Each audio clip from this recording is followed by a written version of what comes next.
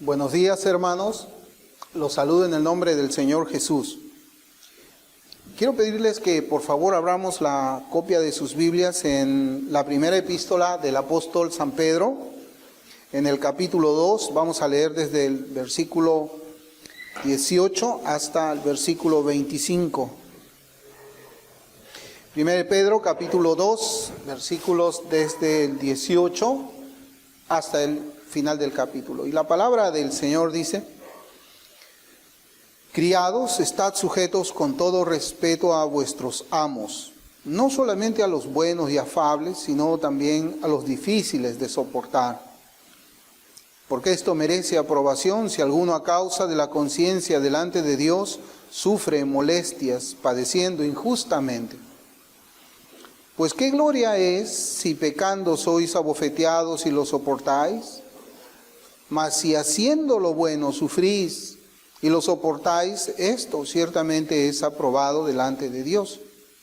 Pues para esto fuisteis llamados, porque también Cristo padeció por nosotros, dejándonos ejemplo para que sigáis sus pisadas, el cual no hizo pecado ni se halló engaño en su boca, quien cuando le maldecían no respondía con maldición, cuando padecía no amenazaba, sino encomendaba la causa al que juzga justamente, quien llevó él mismo nuestros pecados en su cuerpo sobre el madero, para que nosotros, estando muertos a los pecados, vivamos a la justicia, y por cuya herida fuisteis sanados. Porque vosotros erais como ovejas descarriadas, pero ahora habéis vuelto al pastor y obispo de vuestras almas. Que el Señor bendiga su palabra, hermanos. Y cuando nosotros leemos a partir del versículo 18, podemos notar que el Señor nos está haciendo un mandamiento donde vemos la relación entre los esclavos con sus amos.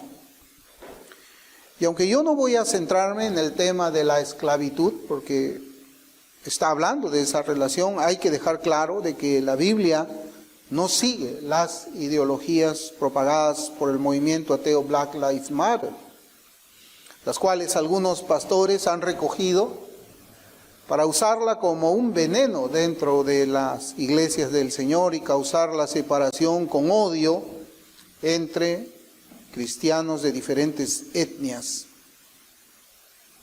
Es muy lamentable, hermanos, todo lo que viene sucediendo en el ámbito secular y que ha sido absorbido de una forma inconsciente o consciente por una gran mayoría de personas y que viene destruyendo naciones de Occidente. Podemos concluir, hermanos, de las primeras palabras que tratan precisamente acerca de la relación entre los amos y esclavos, que es: el Señor nos quiere hablar acerca de la relación que debe de tener un empleado con su empleador, o un obrero con su patrón o supervisor, y ciertamente que podríamos hacer una aplicación a esa área de nuestras vidas, porque ¿quién de nosotros no ha tenido jefes que han sido difíciles de llevar? Yo creo que muchos de nosotros hemos tenido supervisores, jefes, patrones difíciles, ¿no? Caracteres difíciles. Pero yo quería ir más allá, hermanos, porque creo que es evidente la enseñanza del Señor acerca de cómo debe ser la relación de un cristiano con aquellas personas que les proveen el empleo. Y de nosotros también, si es que tenemos personas que están a cargo nuestro. Yo le decía, si observamos todo el pasaje que hemos leído, tenemos que llegar a una conclusión. Y esta conclusión trata acerca del tema del carácter cristiano en el sufrimiento. El carácter cristiano en el sufrimiento. Y ese es el tema que yo quisiera que nosotros nos enfoquemos ahora, más que nada viendo, hermanos, también cómo es que está la situación en el mundo, y Perú no ha escapado de esta situación. El carácter del cristiano en el sufrimiento. Yo creo que fue la semana pasada cuando estábamos con mi familia paseando por un parque que queda cerca de nuestra casa. Allí habíamos visto unos niños que estaban practicando ellos artes marciales.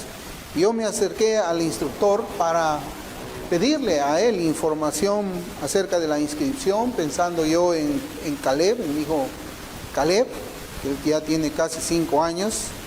Y el instructor me hizo una pregunta muy directa, ¿no? Lo primero que él me preguntó fue ¿para qué quiere que su hijo estudie artes marciales? Y yo le respondí para que aprenda a ser disciplinado, ¿no? Y él me dijo que la mayoría de los padres esperaban inscribir a sus hijos en esa clase de cursos para que sus hijos se conviertan en máquinas de combate, Y es que el común de las personas cría a sus hijos bajo el siguiente modelo: el que no se defiende de una agresión es un cobarde. Ya sea que se trate de una agresión verbal o de una agresión física, debe darse una respuesta verbal o física a dicha agresión. Las cosas no pueden quedarse así. Y ya sea, o mejor sería, con la misma fuerza, pero si es posible, la respuesta a ese ataque verbal o físico debe ser con una fuerza mayor. O sea, si a nosotros nos dicen una ofensa, nosotros deberíamos responder con 2 ofensas. Si a nosotros nos dan un golpe, deberíamos responder con 3 golpes. Ese es el modelo en el cual posiblemente nosotros hemos crecido hasta que el Señor nos ha salvado.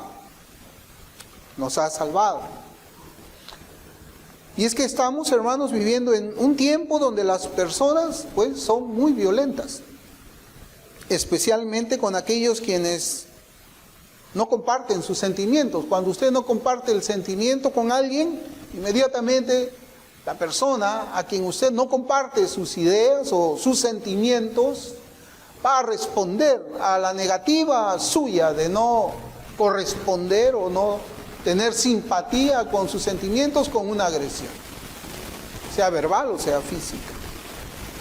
Sobre todo cuando hablamos de temas que tienen que ver con las conductas inmorales en las que nosotros estamos viviendo, donde se nos plantea, pues, en muchos medios de comunicación la necesidad o el derecho de una mujer para que pueda abortar. Si usted no está de acuerdo con eso, va a recibir una respuesta violenta, verbal y en algunos casos también física. También, si es que usted no está de acuerdo en ideologías como el supuesto racismo o el feminismo, también. Aquellos que defienden estas causas como derecho, que tienen que ver con la moral, evidentemente, cuando ven que usted no comparte con ellos la misma manera de pensar, inmediatamente usted va a ser atacado verbal o físicamente, ¿no? Y aún podríamos decir también en los asuntos políticos. Nuestro país, como muchas naciones en Occidente, hemos visto que existe, hermanos, una división con odio. Así yo había estado conversando también con la persona que nos trajo hasta este lugar, cómo es que nuestro país también está dividido por odios por raza, odios por clases sociales, odio porque alguien tuvo la oportunidad que yo no la tuve, odio y más odio. Y esos odios nosotros lo podemos ver reflejados cuando a veces hacen manifestaciones en las calles, como es que en alguna oportunidad había un señor llamado Muro, que lo golpearon de tal forma tan violenta que tuvo que, gracias a la misericordia de una persona, ser llevado a una clínica para su atención. Pero también dentro de las iglesias evangélicas se pueden ver actitudes agresivas por una mayoría llamada liberal, así se está llamando ahora. En los Estados Unidos también existe una división en la iglesia en la cual se le conoce a cierto grupo de profesantes de la fe cristiana como los progresistas, así como también vemos progresistas, que son quienes defienden lo mismo que defienden los progresistas seculares. Estamos hablando de los derechos LGBT, los derechos de reproducción y tantas cosas más. Y ellos pues sienten agresividad hacia una minoría que es llamada fundamentalista o conservadora. Dentro de la iglesia también nosotros podemos ver que se expresa la violencia en la mayor parte verbal, insultos a la persona que no es progresista o liberal, y en algunos casos también hemos podido quizás escuchar de acciones violentas unos con otros, ya físicas, violencias físicas. Y el punto que nos presenta aquí el apóstol Pedro son los sufrimientos que deben de padecer los creyentes. De eso se trata la porción de la escritura que nosotros hemos leído, es el sufrimiento de los creyentes debido a las persecuciones por causa de nuestros principios arraigados en las Sagradas Escrituras e interpretados en el contexto del carácter santo de Dios, y que esos sufrimientos tienen por meta construir el carácter cristiano. Tal vez la persona que enseña las artes marciales construye el carácter por medio de una disciplina que es distinta, pero el Señor construye el carácter de sus hijos por medio del sufrimiento, Así lo enseñan las Escrituras, tanto del Antiguo como del Nuevo Testamento. Yo pienso, hermanos, de que esta palabra que hemos leído en esta mañana nos va a ayudar mucho a nosotros para poder hacer frente a las situaciones en las que estamos viviendo hoy en el país. El sufrimiento, la persecución, y el sufrimiento no solamente desde una parte que se llama o profesa la fe en Cristo, sino también de aquellos que no lo hacen. Miren, hermanos, cuando nosotros comenzamos a mirar aquí la Escritura, vemos cómo es que el apóstol Pedro está poniendo como ejemplo a nuestro Señor Jesucristo. Y dice ahí, en el versículo 21, por ejemplo, pues para esto fuisteis llamados, para sufrir. Si es que hacemos una conexión con el versículo 20. Hemos sido llamados para sufrir porque Cristo también padeció, sufrió por nosotros, dejándonos ejemplo para que sigáis sus pisadas. Y comienza a ser también una descripción de cómo es que fue el sufrimiento que soportó el Señor Jesucristo, que nosotros lo conocemos verdaderamente, pero acá el apóstol nos lo recuerda. El cual no hizo pecado ni se halló engaño en su boca. O sea, él era inocente, quien cuando le maldecían no respondía con maldición. Cuando padecía no amenazaba, sino encomendaba la causa al que juzga justamente. ¿Y de qué se trata esto? Bueno, el mensaje de Pedro es uno que nos enseña acerca de la fortaleza moral. Un instructor de Kung Fu, de artes marciales, lo que le va a enseñar a usted es una fortaleza física.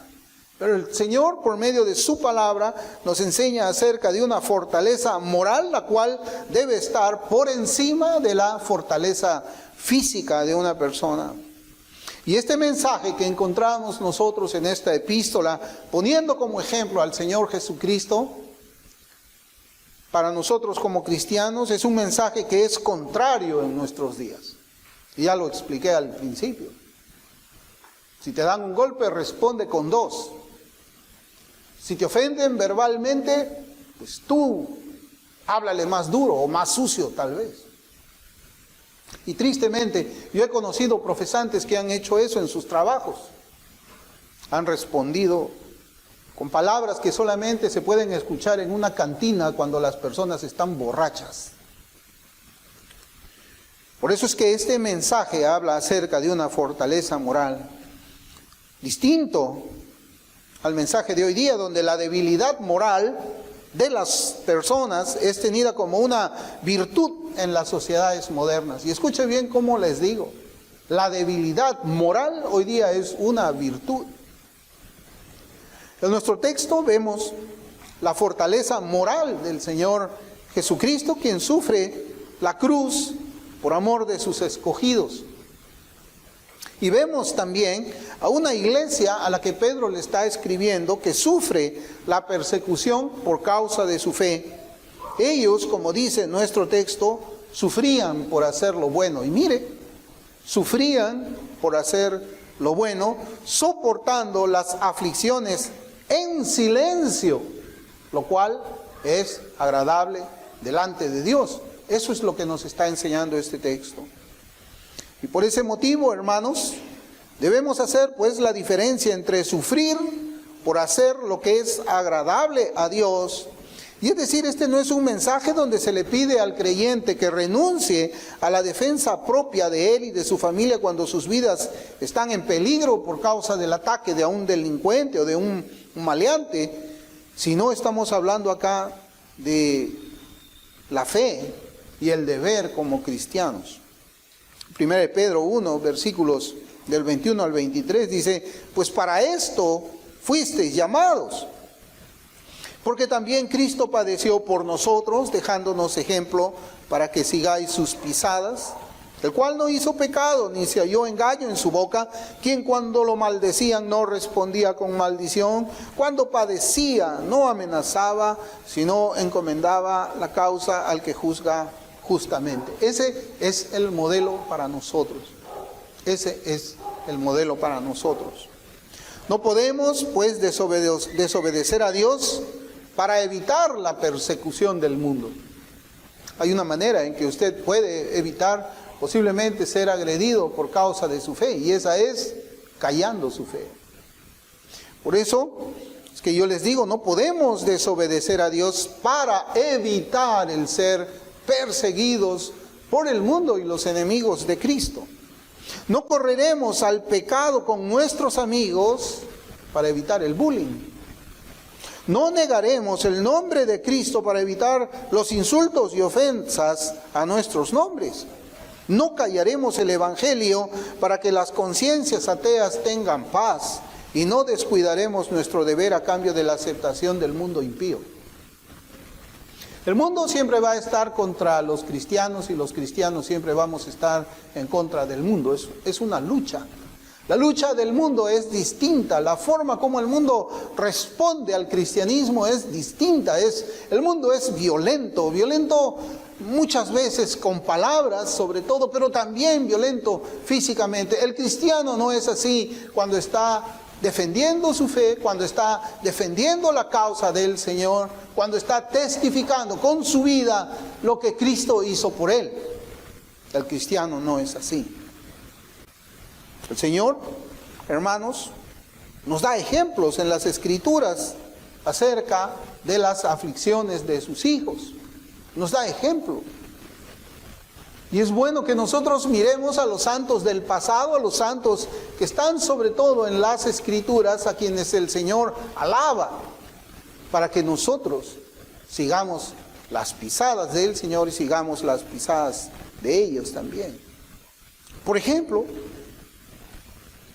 Abel fue asesinado por su hermano porque ofreció mejor sacrificio a Dios.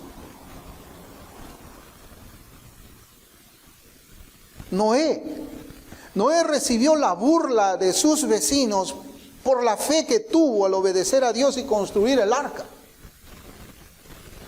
José sufrió en mano de sus propios hermanos, fue vendido, fue encarcelado y fue olvidado ahí en la cárcel también.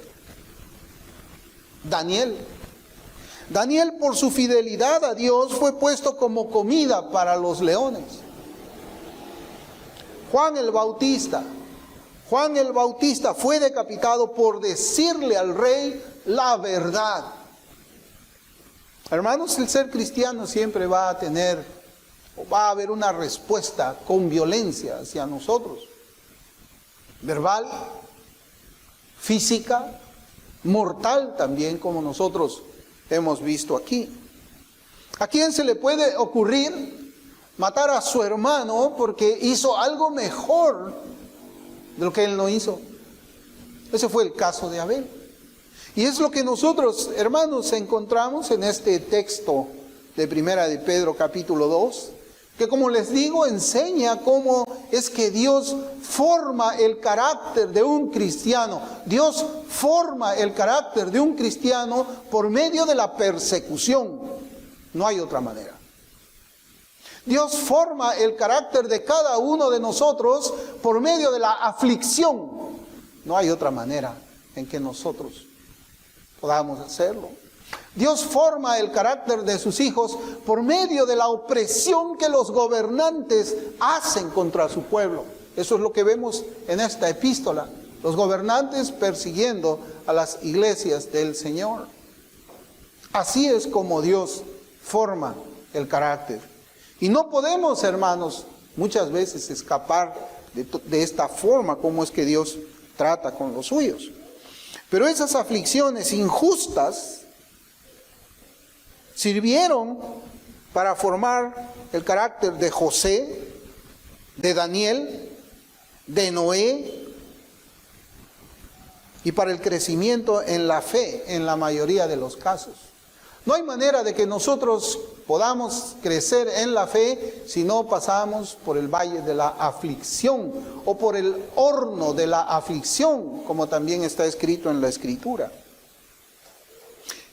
En el mundo tendremos aflicción, fue la promesa del Señor. Y podemos decir que la aflicción es el sello de la verdadera vida cristiana, es el sello. O del cristianismo genuino. No hay cristiano que no sufra. No hay. Es el sello, es la marca, es el sello de agua. Es la marca que el Señor pone a los suyos y lo hemos leído precisamente en Pedro. Para esto fuisteis llamados, para la aflicción, para eso. Y el Señor permite en muchas ocasiones que sus escogidos sufran. El Señor permite que nosotros suframos junto con aquellos que no son pueblo de Dios, pero el fin de cada grupo es diferente cuando llegue el martirio y salgamos de este mundo, cuando llegue la muerte. Muchas veces los padecimientos de los cristianos son iguales como los padecimientos del mundo, y esto lo podemos ver en esta pandemia que nosotros hemos experimentado desde el año pasado. Han habido incrédulos que han fallecido, han habido creyentes genuinos, quienes también han fallecido por causa de la enfermedad. Pero el destino de nuestros hermanos que fallecieron por causa de este virus ha sido distinto a aquellos que fallecieron y que estaban sin Cristo. El punto es de que muchas veces nosotros podemos sufrir, ser perseguidos, igual como ellos también lo son. Por eso es que Job, en el capítulo 5, versículo 7, dice: pero como las chispas se levantan para volar por el aire, así nace el hombre para la aflicción. Así nace todo ser humano para la aflicción. Debemos creer que ese mismo fuego de la aflicción, hermanos, que derrite la cera de los incrédulos, endurece el barro de los cristianos. El mismo sol, el mismo fuego, el mismo fragor, hace que los incrédulos se derritan, mientras que esa aflicción igual hace que nosotros seamos fortalecidos. Es lo que la Biblia nos enseña. Un creyente no debe de pensar en vivir, experimentar el camino de la vida en esta tierra sin aflicción. La aflicción va a llegar, y cuando llega la aflicción, sabemos que ha llegado la prueba, y es cuando el Señor está tratando con nosotros, está tratando con nuestra fe. Así que no debemos de pensar que cuando llega la aflicción a nuestras vidas, necesariamente se trata de un castigo. No es así, no es así. Los puritanos, ellos decían que el oro más fino, mire, el oro más fino es aquel que ha soportado más calor en el horno. Igualmente, las almas más bellas son las que más han pasado por el mayor fuego de la aflicción. Yo creo que si alguna vez hemos leído algo de cómo es que se refinan los metales, el oro, por ejemplo, tenemos una idea de qué cosa es lo que están hablando aquí. En alguna oportunidad yo les había comentado que me tocó trabajar precisamente exportando oro. Y yo veía cómo es que el oro se ponía en el crisol, un vaso, y se ponía en un horno, hermanos, que era horrible estar en esa habitación. Era tremendo el calor. Yo recuerdo cómo es que el hombre que hacía ese trabajo sabía cuándo es que debía de quitar el vaso, el crisol, para vaciarlo en un lingote. Y ese era el momento cuando todas las escorias salían ahí, porque entraba, hermanos, no brillando como normalmente nosotros vemos el oro ya procesado en una joya. Entraba en charpas, no tenía brillo. Se veían muchas manchas negras por ahí. Es más, ni siquiera parecía oro. Ni siquiera parecía oro. Pero cuando era metido al fuego, hermanos, usted podía ver la belleza de ese metal, cómo brillaba, mientras que toda la escoria es como una baba negra, había salido de ahí, se había hecho un sólido aparte del oro y se botaba. Y algunas personas, fíjense, recogían esa baba negra que le llamaban escoria para volverla a poner en el fuego, para sacar más oro de allí, a más fuego, para poder sacar más oro de ahí. En nuestro texto, Pedro no tiene ninguna reprensión contra las iglesias a quien él escribe. Esto lo hemos visto desde el capítulo 1, no les reclama absolutamente nada. No hay ninguna palabra de condenación para los hermanos que estaban siendo perseguidos y que Pedro les está escribiendo. Al contrario, el apóstol las alaba por el gran amor que tienen por el Señor, a quien ellos no habían visto. Y esto nos puede llevar a preguntarnos si ellos eran amantes fieles del Señor. ¿Por qué estas aflicciones en sus vidas aquí en la tierra? Si yo amo verdaderamente al Señor, ¿por qué tengo que sufrir aquí en la tierra? Si yo soy fiel y obediente al Señor, ¿por qué tengo que ser perseguido aquí en la tierra? Bueno, esa es la manera como es que el Señor forma el carácter de un cristiano. A veces no tenemos una respuesta específica para una pregunta de esta naturaleza. Cada cual sabe por qué es que está sufriendo. Cada cual puede reconocer si lo que está recibiendo del Señor es una prueba o si está recibiendo una disciplina. ¿Por qué? Porque sabemos que las Escrituras nos enseñan que Dios disciplina a sus hijos, pero no a los incrédulos.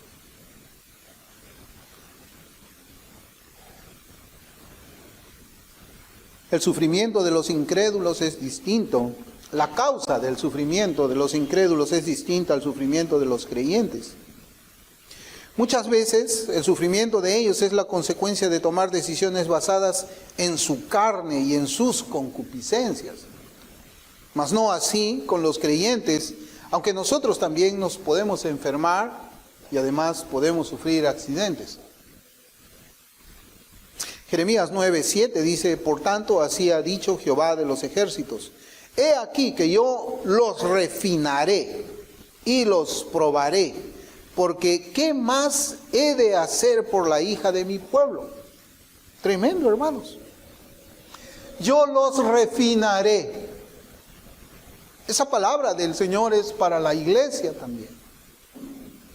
Él nos va a refinar. ¿Y cómo nos refina? Por medio de la aflicción. Por medio de la aflicción.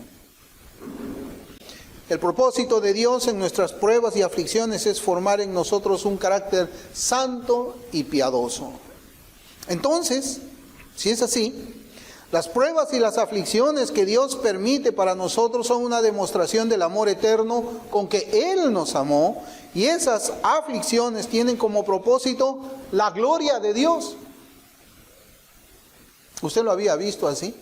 Cuando el Señor nos está refinando, cuando el Señor nos envía pruebas, cuando Él permite que estemos en aflicciones, es para formar nuestro carácter, pero también es para su propia gloria. Por eso podemos ver esto en la Escritura, en el Evangelio de Juan. En el capítulo 11 del Evangelio de Juan vemos un pasaje donde se registra pues la muerte de Lázaro.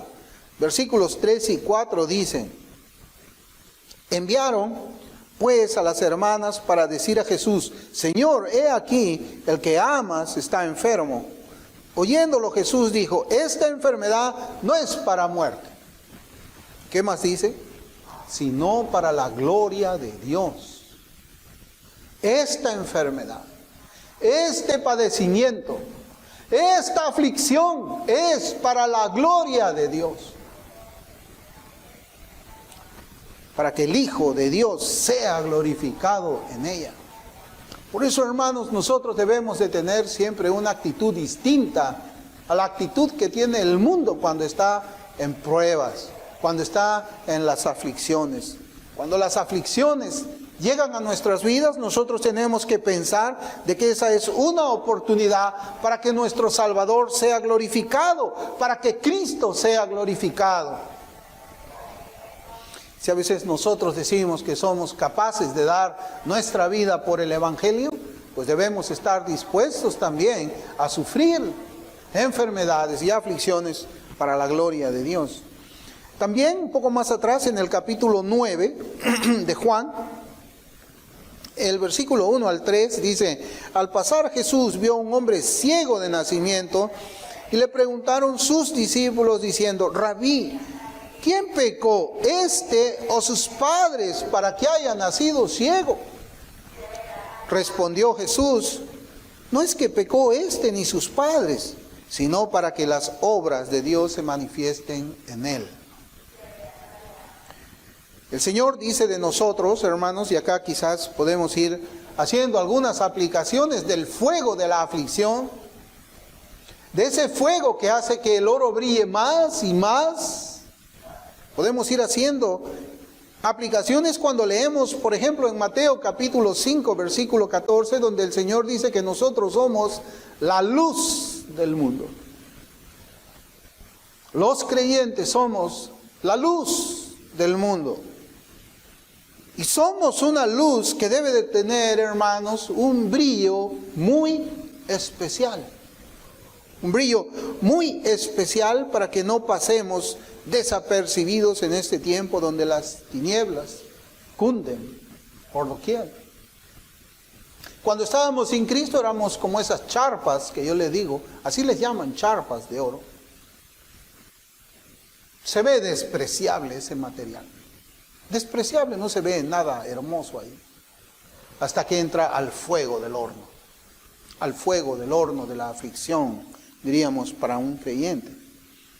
Entonces, si nosotros somos la luz del mundo, si nos falta brillo a nuestra luz, el Señor nos introducirá en el horno de la aflicción por el tiempo necesario, para que sean eliminadas las escorias que impiden que nuestra luz brille de forma radiante. Pero en otros casos permite las aflicciones de su pueblo para que su poder y su fidelidad sean mostradas a los incrédulos. Mire, la aflicción del creyente sirve, hermanos, para demostrar a ese mundo que está sin Cristo acerca del poder y de la fidelidad de Dios. Pero un momento, ¿cómo? Si Dios es poderoso y es fiel, ¿por qué permite que tú te enfermes? ¿Por qué permite que tú pases aflicciones? Bueno, Pablo lo explica también.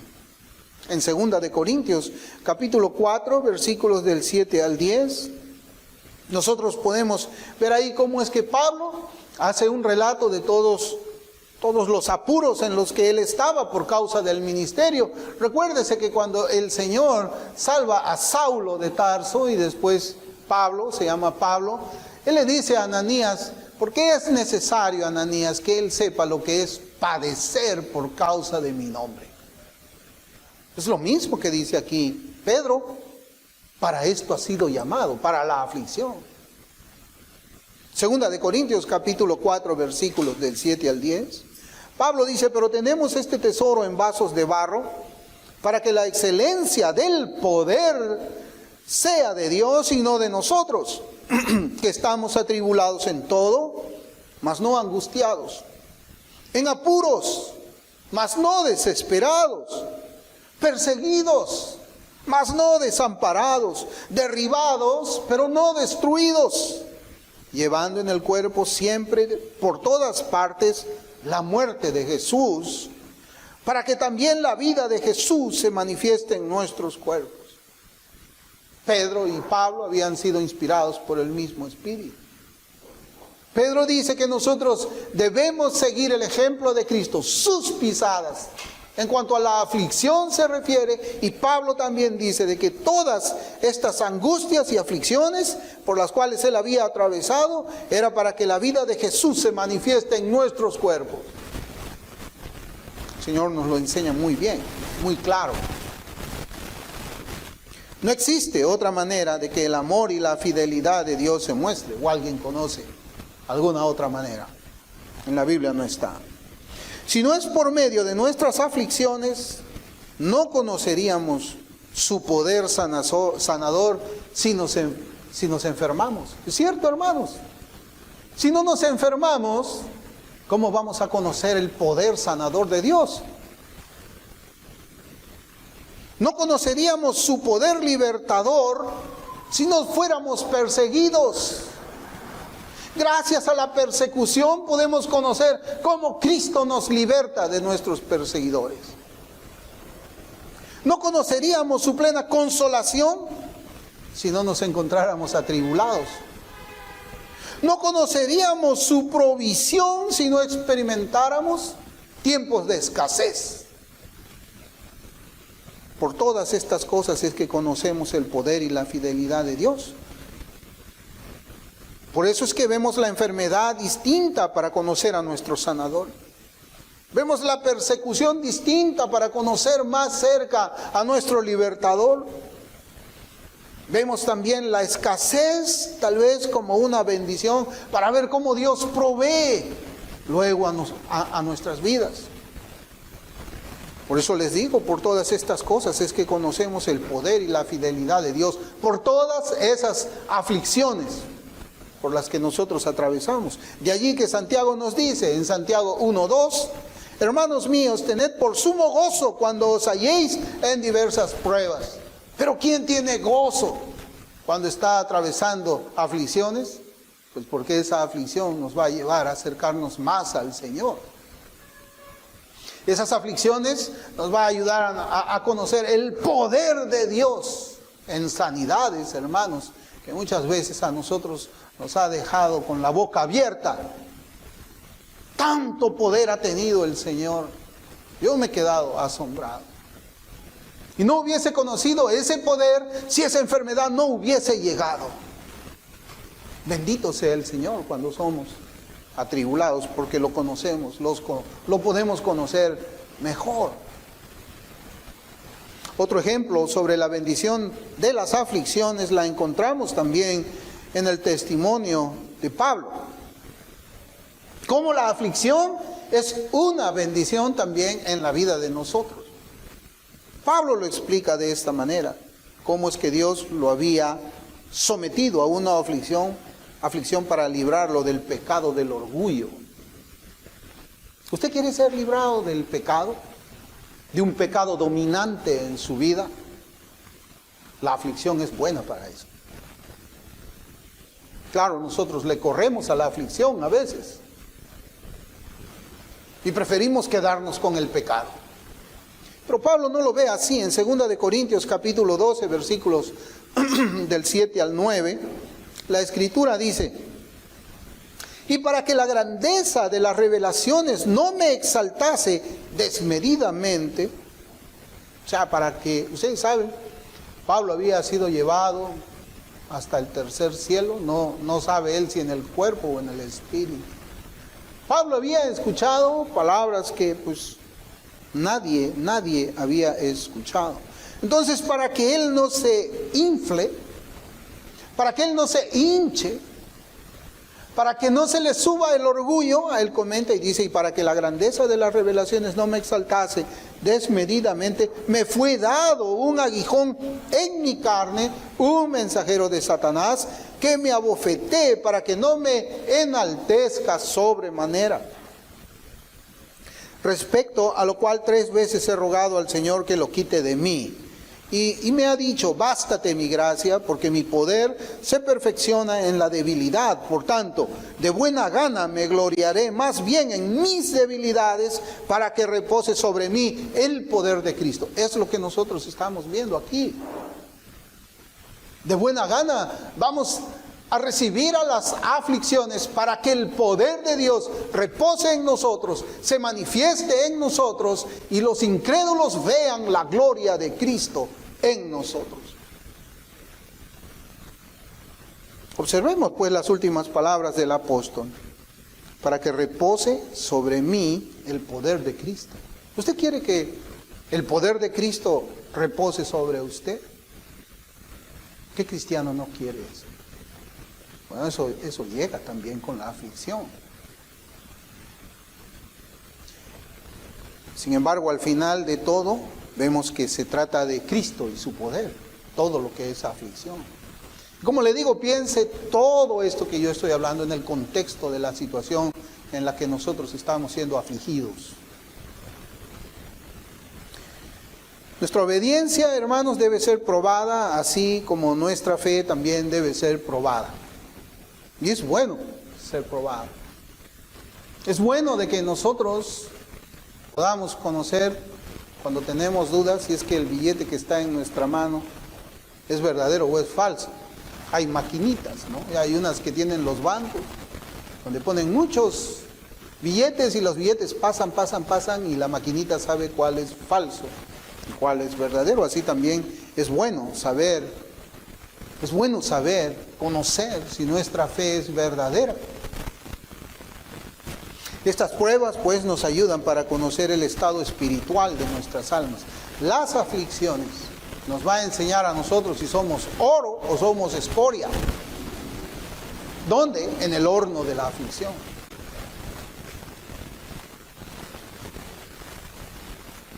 Si queremos examinarnos para saber si estamos en la fe, como dice 2 de Corintios 13:5, las aflicciones nos ayudarán a responder este examen tan importante.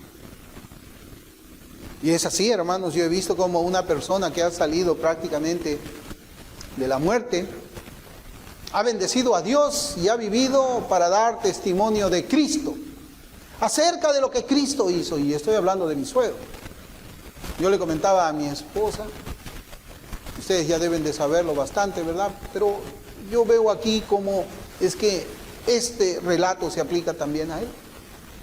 Él estaba condenado a vivir a según la ciencia médica, él estaba condenado a vivir prácticamente dependiente de una máquina que le iba a hacer diálisis a sus riñones. Pero de repente, hermanos, el Señor obró, el Señor escuchó el clamor de su pueblo, le puso 2 riñones nuevos. Mi suegro, luego de pasar toda esa aflicción en silencio, mientras escuchaba cómo la ciencia médica prácticamente lo desahuciaba, él saltó y comenzaba a hablar de Cristo a todos. Le hablaba de Cristo a los médicos, le hablaba de Cristo a las enfermeras, le hablaba del amor y del poder de Cristo en el Evangelio y en la sanidad. Pero tristemente hay otros que no experimentan. Cuando viene esa aflicción, no le dan la gloria al Señor. Por eso es que este tipo de aflicciones, hermanos, muchas veces nos ayuda a conocernos mejor a nosotros. Mejor. Si somos de Cristo, seguiremos sus pisadas también en las aflicciones. Así dice 1 Pedro 2:21. Pues para esto fuisteis llamados, porque también Cristo padeció por nosotros, dejándonos ejemplo para que sigáis sus pisadas. Lucas lo registra para nosotros con estas palabras en Hechos capítulo 14, versículos 21 y 22.